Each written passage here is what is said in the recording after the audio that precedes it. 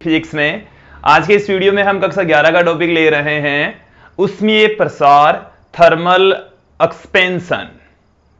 देखिए दोस्तों, ऊष्मीय प्रसार किसे कहा जाता है? नाम से ही स्पष्ट है कि जब किसी मैटर को, पदार्थ को हम ऊष्मा देते हैं तो उसमें प्रसार हो जाता है।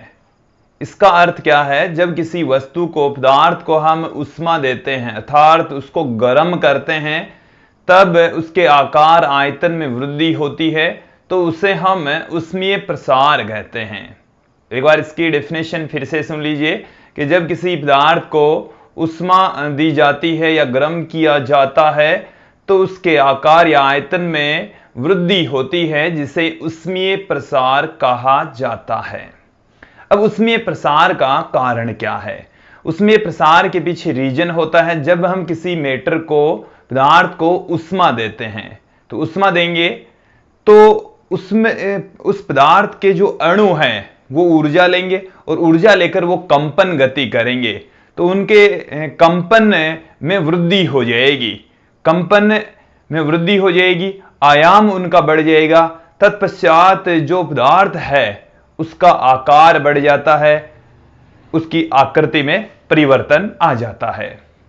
अब कि यदि हम किसी मैटर को ऊष्मा दें तो हम यदि सबसे ज्यादा जो अंतराण्विक बल लगता है, प्रबल अंतराण्विक बल काम करते हैं ठोसों में, गैसों में दुर्बल अंतराण्विक बल काम करते हैं। तो जैसे ही हम ऊष्मा देंगे तो ठोसों में अंतराण्विक बल प्रबल होने के कारण से ऊष्मीय प्रसार बहुत कम होता है। तो ठोसों में ऊष्मीय प्रसार कम होता है और गैसों में सर्वाधिक होता है। उसके पीछे रीजन समझ लीजिए, क्योंकि ठोसों में प्रबल अंतराण्विक बल पाया जाता है, जबकि गैसों में दुर्बल अंतराण्विक बल होता है। और दुर्बल अंतराण्विक बल थोड़ी सी ऊर्जा पाकर उसमें तेजी से प्रसार होता है। तो गैसों में उसमें प्रसार अधिकतम, क्योंकि उनमें अंतराण्विक बल दुर्बल होते हैं। ठोसों में उसमें प्रसार न्यूनतम होता है, क्योंकि उनमें प्रबल अंतराण्विक बल पाए जाते हैं।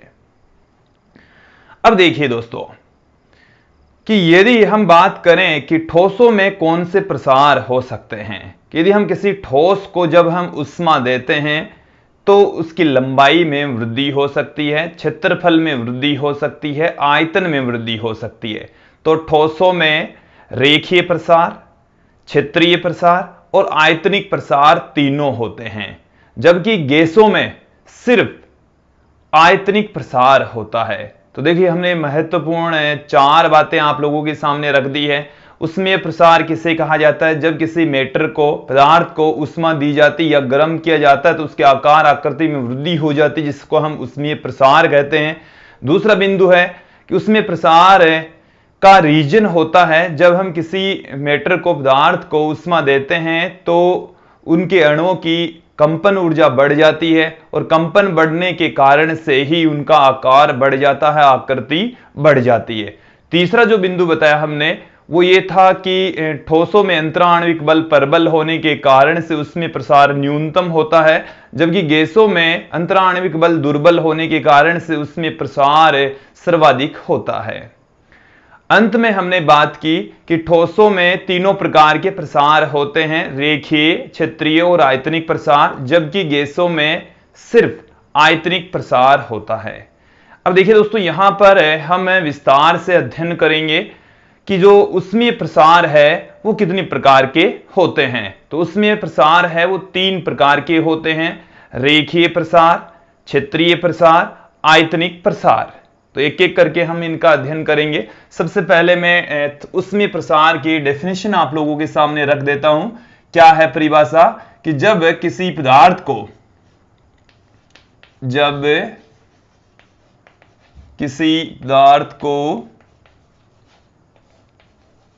जब किसी पदार्थ को गर्म किया जाता है, गर्म किया जाता है तो, या हम कह सकते हैं ऊष्मा दी जाती है, या ऊष्मा दी जाती है तो उसके आकार या आकृति में, आकार या आकृति में वृद्धि हो जाती है, परिवर्तन आ जाता है, वृद्धि हो जाती है,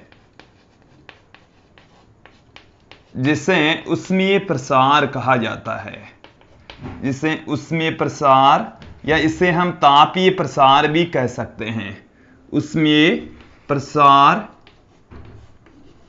कहते हैं। अब देखिए ऊष्मीय प्रसार का जो रीजन है वो क्या है, ऊष्मीय प्रसार का जो कारण है वो देख लीजिए, जो पदार्थ है उसके अणुओं में कंपन में वृद्धि हो जाती है, पदार्थ के कणों के कंपन में वृद्धि के कारण कंपन में वृद्धि हो जाती है और उस वजह से ही ऊष्मीय प्रसार होता है। तीसरी हमने बात बताई है वो है ठोसों में अंतराण्विक बल अधिकतम, ठोसों में अंतराण्विक बल अधिकतम होते हैं, ठोसों में अंतराण्विक बल होंगे अधिकतम, तो ऊष्मीय प्रसार न्यूनतम, ऊष्मीय प्रसार होगा न्यूनतम, ऊष्मीय प्रसार मिनिमम होगा, न्यूनतम होगा। और गैसों में जो अंतराण्विक बल होते हैं वो होते हैं मिनिमम, न्यूनतम होंगे, तत्पश्चात जो ऊष्मीय प्रसार है वो होगा मैक्सिमम। फिर देखिए अंत में कि ठोसों में 3 प्रकार के प्रसार पाए जा सकते हैं, रेखीय प्रसार हो सकता है, और क्षेत्रीय प्रसार हो सकता है, क्षेत्रीय प्रसार, और अंत में आयतनिक प्रसार, आयतनिक प्रसार। और यदि हम बात करें गैस या द्रव की तो उनमें सिर्फ आयतनिक प्रसार होता है। तो ठोसों में ये तीनों प्रसार होंगे, रेखीय प्रसार, क्षेत्रीय प्रसार और आयतनिक प्रसार, जबकि द्रव और गैस में सिर्फ 2 प्रकार के सिर्फ आयतनिक प्रसार होता है। दोस्तों अब हम ठोसों में जो 3 प्रकार के प्रसार होते हैं उनका एक एक करके अध्ययन यहां पर करने वाले हैं। सबसे पहले हम लेंगे रेखीय प्रसार। देखिए रेखीय प्रसार किसे कहा जाता है कि जब किसी छड़ को हम गर्म करते हैं या उष्मा देते हैं तो उसकी लंबाई में वृद्धि हो जाती है, तो उसे हम रेखीय प्रसार कहेंगे। और जो लंबाई में वृद्धि होती है वो प्रारंभिक लंबाई के समानुपाती और उस छड़ को दिए गए ताप में जो वृद्धि होती है उसके भी समानुपाती होती है। तो यहां पर देखेंगे रेखीय प्रसार क्या है कि जब किसी छड़ की या वस्तु की लंबाई में वृद्धि होती है, कि जब किसी छड़ को ताप दिया जाता है, ताप दिया जाता है, या हम कह सकते हैं उष्मा दी जाती है, उष्मा दी जाती है, तो उसकी लंबाई में वृद्धि हो, तो उसकी लंबाई में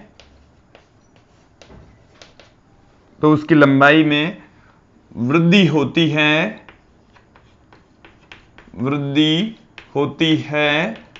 तो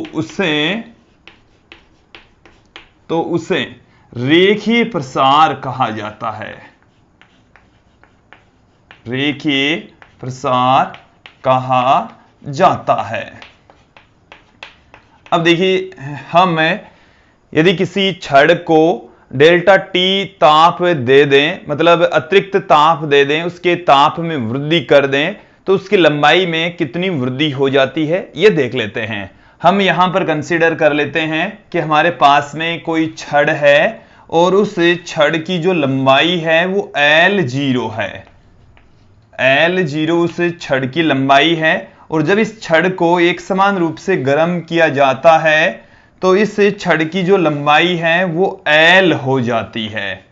छड़ की जो प्रारंभिक लंबाई है वो तो है L0, फिर जब उसको गर्म करेंगे तो उसकी लंबाई हो गई है L, और लंबाई में जो वृद्धि हुई है वो हम यहां पर डेल्टा L से पुट कर रहे हैं। समझने के लिए हमने यहां पर ये दिखाया है। ताप दिया है हमने, इसके ताप में वृद्धि की है डेल्टा T की, ताप में जो वृद्धि है वो डेल्टा T की हमने की है, तब इसकी लंबाई L0 से L हो जाती है। तो देखिए दोस्तों, यहां पर आप समझ लेंगे कि जो लंबाई में वृद्धि होती है वो प्रारंभिक लंबाई के समानुपाती होती है। लंबाई में जो वृद्धि होती है वो ताप में वृद्धि के भी समानुपाती होती है। तो यहां से हम पुट कर सकते हैं डेल्टा L जो लंबाई में वृद्धि हुई है ये समानुपाती होता है L0 इंटू डेल्टा T के। यहां से हम प्रोपोर्शनल का साइन हटा देंगे और एक कांस्टेंट पुट करेंगे। तो देखिए यहां पर जो कांस्टेंट है वो है अल्फा, तो ये यहां पर अल्फा कहलाता है रेखीय प्रसार गुणांक, रेखीय प्रसार गुणांक कहलाता है, इसे हम रेखीय प्रसार गुणांक कहते हैं। अब यहां पर आप देखेंगे कि जो लंबाई में वृद्धि हुई है डेल्टा L वो किसके बराबर है, टोटल जो लंबाई है, कुल लंबाई है ताप देने के पश्चात वो तो है L, प्रारंभ में इसकी लंबाई थी L0, तो इन दोनों का जो डिफरेंस है वो ही है लंबाई में वृद्धि। अब देखिए यहां से आप देखेंगे डेल्टा L के स्थान पर L माइनस L नोट यदि हम पुट कर दें तो हमें क्या मिल रहा है, अल्फा L0 डेल्टा T। इस L0 को बराबर के उस तरफ ले जाइए तो L बराबर आ गया हमारे पास में L0 plus alpha L0 delta T। इन दोनों पदों में से L नॉट L0 कॉमन ले लीजिए जो कि प्रारंभिक लंबाई है, 1 प्लस अल्फा डेल्टा T आ गया हमारे पास में। तो ये हमारे पास में फॉर्मूला आ गया है कि जब हम किसी चालक छड़ को, जो उसमें चालक है, उसमें चालक छड़ को डेल्टा T उसके ताप में वृद्धि कर दें तो उसकी प्रारंभिक लंबाई L0 से L हो जाती है। तो अंतिम जो उसकी लंबाई L है वो बराबर होगी L0 1 plus alpha delta T के इक्वल।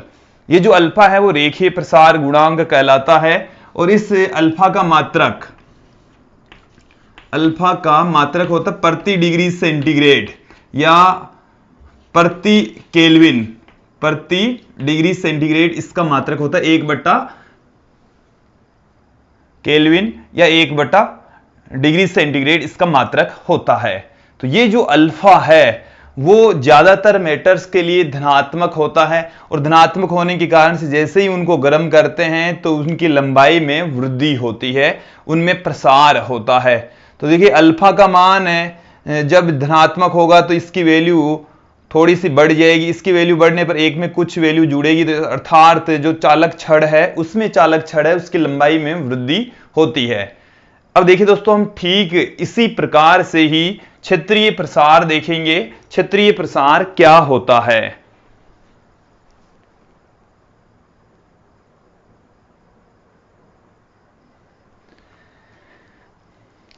देखिए अब हम ठोसों में होने वाला जो दूसरे तरीके का प्रसार है क्षेत्रीय प्रसार वो अब देखने वाले हैं कि जब किसी द्विविमीय ठोस वस्तु को गर्म किया जाता है या उसको ताप दिया जाता है, ताप में वृद्धि की जाती है तो उसके क्षेत्रफल में वृद्धि होती है, तो उसे हम क्षेत्रीय प्रसार कहते हैं। एक बार फिर से सुन लीजिए, कोई द्विविमीय वस्तु है अर्थात उसका क्षेत्रफल है, मोटाई बहुत कम है, और जब उसे हम गर्म करते हैं, ताप में वृद्धि करते हैं तो उसके क्षेत्रफल में वृद्धि हो जाती है, तो उसे हम क्षेत्रीय प्रसार कहते हैं, क्षेत्रीय प्रसार कहा जाता है।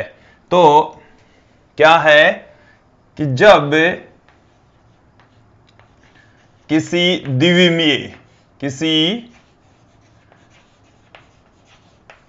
द्विविमीय वस्तु के ताप में वृद्धि की जाती है ताप में वृद्धि की जाती है तो क्षेत्रफल में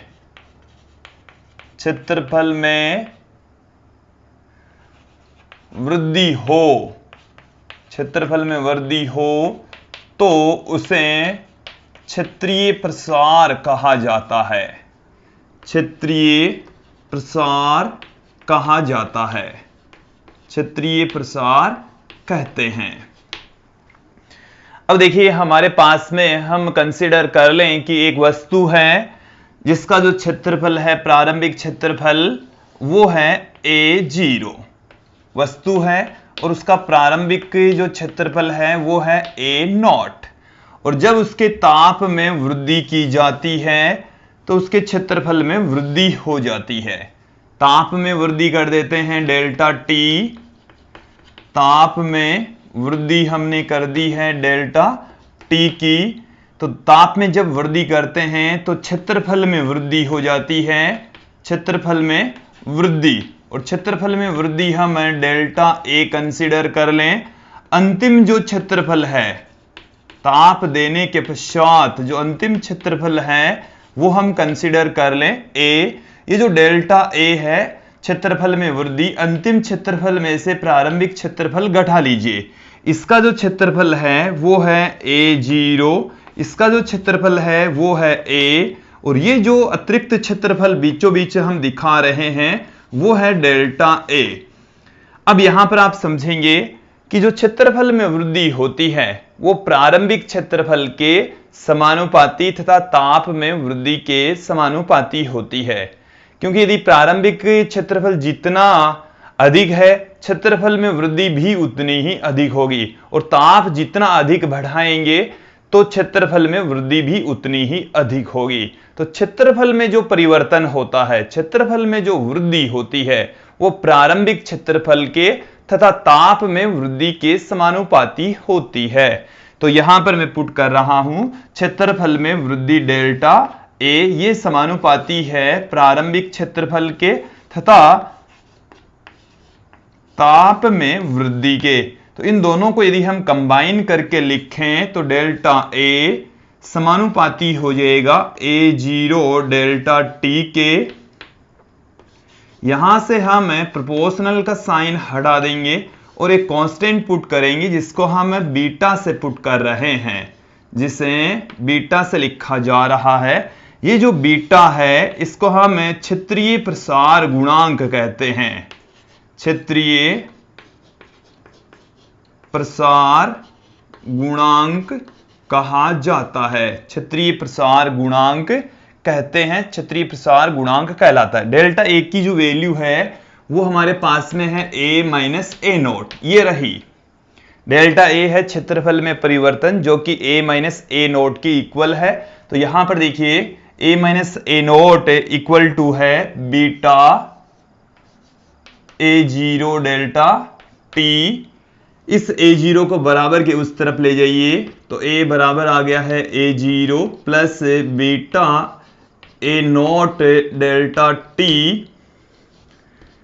A0 या A0 यहां से कॉमन ले लीजिए तो 1 प्लस बीटा डेल्टा टी, जो लंबाई का फॉर्मूला आया था उसी टाइप का फॉर्मूला आ चुका है, सिमिलर उसी टाइप का फॉर्मूला आ चुका है। यहां पर ये जो बीटा है इसको हम क्षेत्रीय प्रसार गुणांक कहते हैं और इसका मात्रक भी प्रति डिग्री सेंटीग्रेड या प्रति केल्विन होता है। तो दोस्तों ये था क्षेत्रीय प्रसार, और अब हम यहां पर चर्चा करेंगे आयतनिक प्रसार की।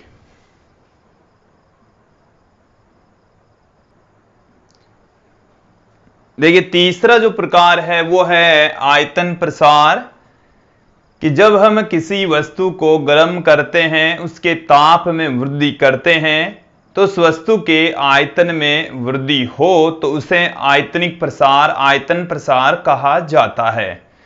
सिमिलर तरीके से हम इसके लिए भी अंतिम आयतन का फॉर्मूला फाइंड आउट करेंगे।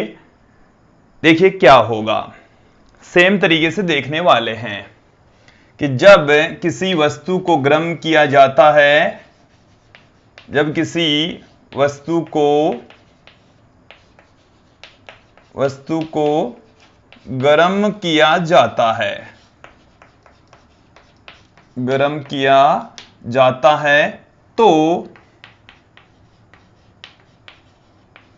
उसके आयतन में वृद्धि हो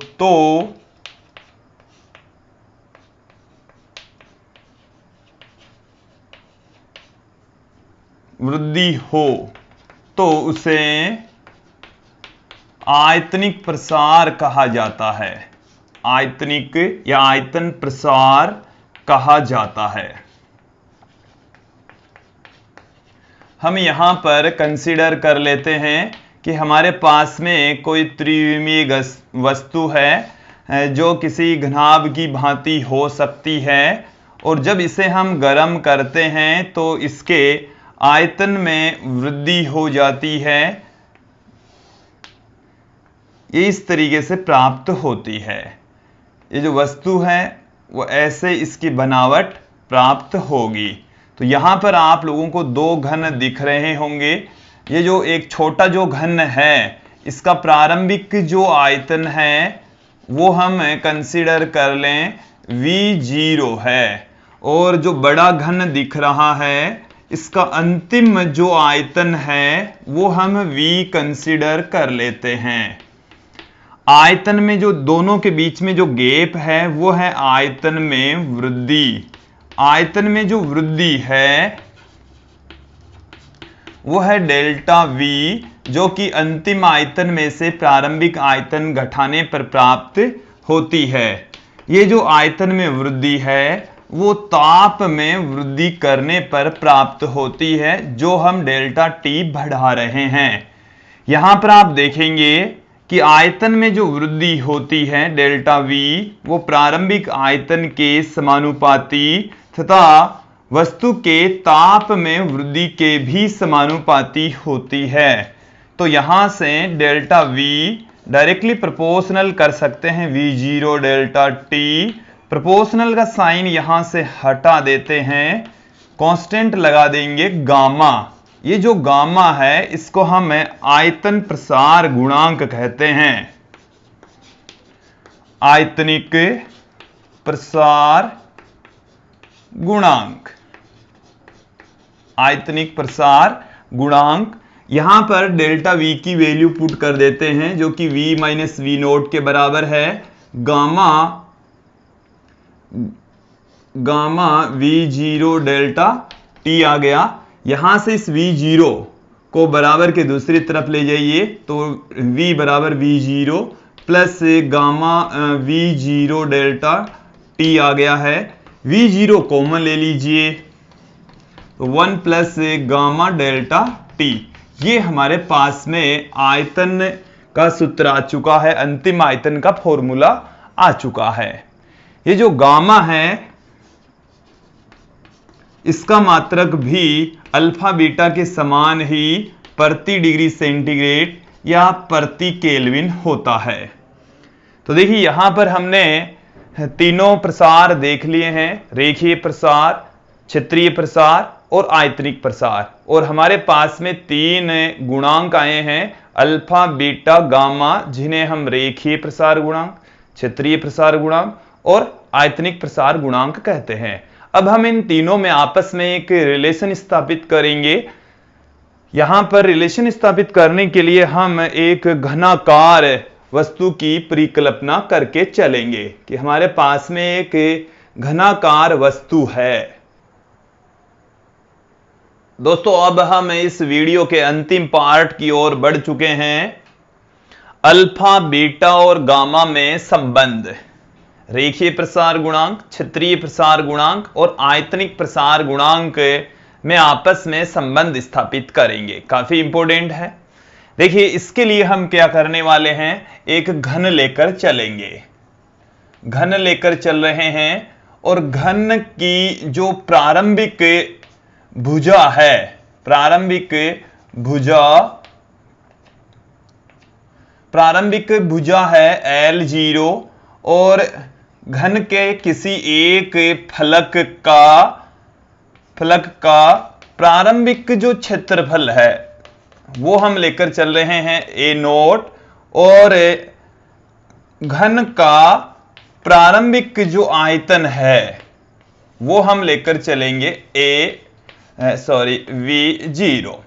अब हम क्या करेंगे, ताप में वृद्धि करेंगे, ताप में वृद्धि यहां पर करेंगे, और ताप में वृद्धि कर रहे हैं डेल्टा टी। और जब डेल्टा टी ताप में वृद्धि करते हैं तो अंतिम लंबाई, अंतिम भुजा की लंबाई, भुजा की लंबाई वो हम L कंसीडर कर ले। जो फलक है उसका अंतिम क्षेत्रफल, अंत में जो क्षेत्रफल है वो हम A कंसीडर कर ले, और अंतिम जो आयतन है वो हम V कंसीडर कर लेते हैं। अंतिम जो आयतन है वो V है, और हम इन तीनों के फॉर्मूले जानते हैं कि L बराबर तो होगा L0 1 plus alpha delta T, A बराबर होता है A0 1 plus beta delta T, और V बराबर होता है V0 1 plus gamma delta T. इसे मैं देता हूं इक्वेशन नंबर 1, इसे हम देते इक्वेशन नंबर 2, और इसे हम देते इक्वेशन नंबर 3। देखिए दोस्तों, हम समीकरण 1 का वर्ग कर देंगे, समीकरण 1 का हम क्या कर दें, वर्ग कर दें। तो समीकरण 1 के वर्ग से क्या प्राप्त होगा,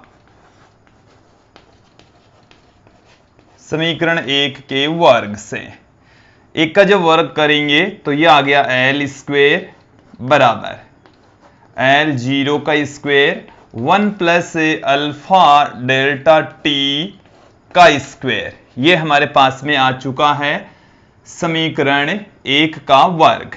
ये जो L0 है, L0 का जब स्क्वायर करेंगे इसका मतलब घन का जो भुजा इंटू भुजा जो क्षेत्रफल है वो आ जाएगा प्रारंभिक क्षेत्रफल, और L स्क्वायर जो घन का अंतिम में क्षेत्रफल है, फलक का अंतिम क्षेत्रफल, तो L स्क्वायर बराबर आ जाएगा A। तो इसके स्थान पर मैं पुट कर देता हूं A, इसके स्थान पर हम लिख देते हैं A0, इसका होल स्क्वायर हम खो लेते हैं तो 1 plus alpha square delta T square plus 2 alpha delta T हमारे पास में आ गया है। देखिए जो अल्फा होता है वो काफी छोटा होता है, अल्फा काफी छोटी वैल्यू होती है, और छोटे मान का जब स्क्वायर करेंगे तो वो और भी छोटा हो जाएगा। देखिए जैसे 0.25 है, 0.25 का जब हम स्क्वायर करेंगे तो 0.0625 हो जाएगा, और भी छोटी वैल्यू आ जाएगी। 0.5 का स्क्वायर करेंगे तो 0.25 हो गया, तो और छोटा हो जाता है। तो अल्फा छोटा मान होता है, स्क्वायर करेंगे तो और छोटा हो जाएगा, तो इसको हम नगण्य मानकर छोड़ देते हैं। Alpha square delta T square को नगण्य मानकर छोड़ने पर, नगण्य मानकर छोड़ने पर, नगण्य मानकर यदि इसको हम छोड़ दें तो हमारे पास में आ गया है A बराबर A0 1 plus 2 alpha delta T, और इसे हम देते हैं इक्वेशन नंबर 4। तो ये समीकरण 4 आ चुकी है। हमारे पास में एक की एक समीकरण और है जिसे हम समीकरण 2 कह रहे हैं। तो समीकरण 4 और 2 की हम तुलना कर लेते हैं। तो समीकरण 2 व 4 की तुलना से आप यहां पर देखेंगे दोनों की जो लेफ्ट हैंड साइड है A, इसकी भी A, इधर भी इसमें A0, उसमें भी A0, तो यहां पर 1 प्लस 2 अल्फा डेल्टा टी, उसमें है 1 प्लस बीटा डेल्टा टी। तो जो बीटा है वो 2 अल्फा के बराबर प्राप्त हो गया है, बीटा है वो किसके इक्वल प्राप्त हो गया है, 2 अल्फा के इक्वल प्राप्त हो चुका है। अब यहां पर हम पुनः समीकरण 1 लेकर चलेंगे और समीकरण 1 का अब की बार क्यूब कर देंगे, घन कर देंगे। तो देखिए एक रिलेशन तो आ चुका है अल्फा और बीटा में, अब हम अल्फा और गामा में संबंध स्थापित कर लेते हैं। तो समीकरण 1 का घन करने पर, समीकरण 1 का जब हम घन करेंगे तो ये तो आ गया है एल क्यूब बराबर L0 का cube 1 plus alpha delta T का क्यूब। तो L का जो क्यूब होता है, ये जो L क्यूब है ये तो आ गया हमारे पास में अंतिम आयतन। L0 का जो क्यूब है वो हमारे पास में आ गया है प्रारंभिक आयतन। तो देखिए क्या आ जाएगा, इसके स्थान पर तो हम V रख देंगे, इसके स्थान पर V नोट रख देंगे और इसका होल स्क्वायर खोलेंगे। तो देखिए दोस्तों, a प्लस बी का होल क्यूब का फॉर्मूला होता है a cube plus b cube plus 3ab square plus 3a square b. तो यहां से मैं पुट कर रहा हूं 1 का क्यूब तो 1 आ गया, फिर प्लस में इसका क्यूब तो अल्फा क्यूब डेल्टा टी का क्यूब, फिर प्लस में 3a स्क्वायर बी। तो एक की जगह यहां पर 1 है तो इसका स्क्वायर करेंगे 1 ही रहेगा, तो 3 अल्फा डेल्टा टी और फिर प्लस में आएगा 3a बी स्क्वायर। तो b की जगह है अल्फा डेल्टा टी, तो अल्फा स्क्वायर डेल्टा टी का बी स्क्वायर, ये आ चुका है हमारे पास में। अब यहां पर हम देखेंगे कि ये वाला पद है, इसमें अल्फा का क्यूब है, ये वाला पद है, इसमें अल्फा का स्क्वायर है। और जब अल्फा की घात 2 या 3 होती है तो उसका मान छोटा हो जाता है, कम हो जाता है, इसलिए इनको हम नगण्य मानकर छोड़ देते हैं। तो alpha square delta T square व alpha cube delta T cube के पदों को नगण्य मानकर छोड़ने पर, के पदों को नगण्य मानकर छोड़ने पर, नगण्य मानकर यदि हम छोड़ दें तो हमारे पास में क्या रह जाएगा। देखिए हमारे पास में रह गया है v बराबर v0 1 प्लस ये और ये नगण्य मान लिया हमने 3 alpha delta T, 3 alpha delta T रह गया है। और इसे मैं देता हूं इक्वेशन नंबर 5। ये हमारे पास में इक्वेशन नंबर 4 थी, चाहे तो आप इक्वेशन नंबर 5 इसे दे दीजिए, इसे आप इक्वेशन नंबर 6 दे दीजिए। हम अब यहां पर तुलना करेंगे समीकरण 3 और 6 की। तो इनकी जो लेफ्ट हैंड साइड है बराबर है राइट हैंड साइड में v0, इधर भी v0, इसमें ब्रैकेट में 1 प्लस गामा डेल्टा टी, इसमें 1 प्लस 3 अल्फा डेल्टा टी। तो यदि हम समीकरण 3 और 6 की तुलना करें, 3 व 6 की तुलना से, तो देखिए हमें क्या मिलेगा, हमें मिलने वाला है गामा बराबर 3 अल्फा। तो देखिए दोस्तों, ये रिलेशन आ चुका है अल्फा और गामा में। यहां से अल्फा बट्टे में गामा, अल्फा बट्टे में जो गामा है वो निकल कर आएगा 1:3।